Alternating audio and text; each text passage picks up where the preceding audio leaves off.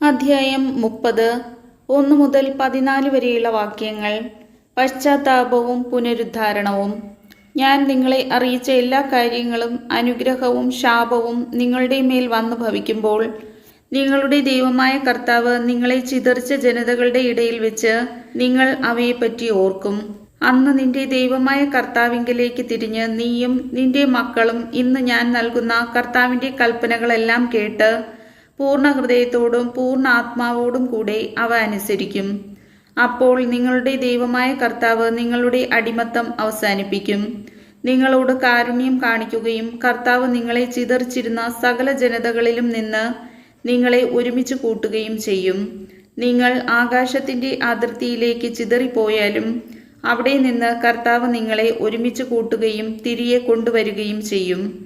നിങ്ങളുടെ പിതാക്കന്മാർ സ്വന്തമാക്കിയിരുന്ന ദേശത്തേക്ക് നിങ്ങളുടെ ദൈവമായ കർത്താവ് നിങ്ങളെ കൂട്ടിക്കൊണ്ടുവരും. നിങ്ങൾ അത് കൈവശമാക്കും. അവിടുന്ന് നിങ്ങൾക്ക് നന്മ ചെയ്യുകയും നിങ്ങളെ നിങ്ങളുടെ പിതാക്കന്മാരെക്കാൾ അനേകമടങ്ങ് വർദ്ധിപ്പിക്കുകയും ചെയ്യും. നിന്റെ ദൈവമായ കർത്താവിനെ പൂർണ്ണ ഹൃദയത്തോടും പൂർണ്ണ ആത്മാവോടും കൂടെ സ്നേഹിക്കുന്നതിനും അങ്ങനെ നീ ജീവിച്ചിരിക്കേണ്ടതിനും വേണ്ടി അവിടുന്ന് നിന്റെയും നിന്റെ മക്കളുടെയും ഹൃദയ കവാടം തുറക്കും.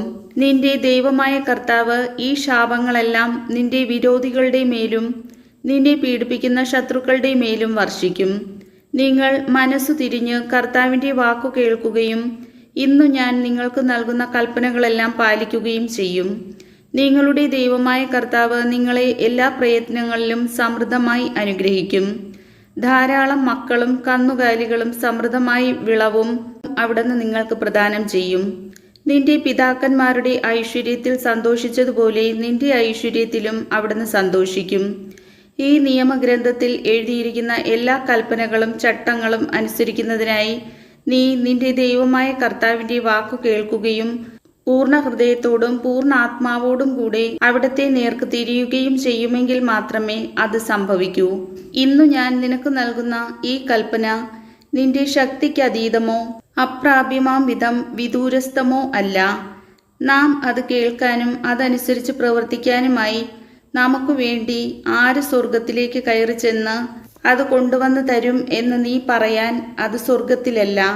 ഇത് കേട്ട് പ്രവർത്തിക്കാൻ ആര് കടലിനക്കരെ പോയി അത് നമുക്ക് കൊണ്ടുവന്ന് തരും എന്ന് പറയാൻ അത് കടലിനക്കരെയുമല്ല. വചനം നിനക്ക് സമീപസ്ഥമാണ്, അത് നിന്റെ അധരത്തിലും ഹൃദയത്തിലുമുണ്ട്.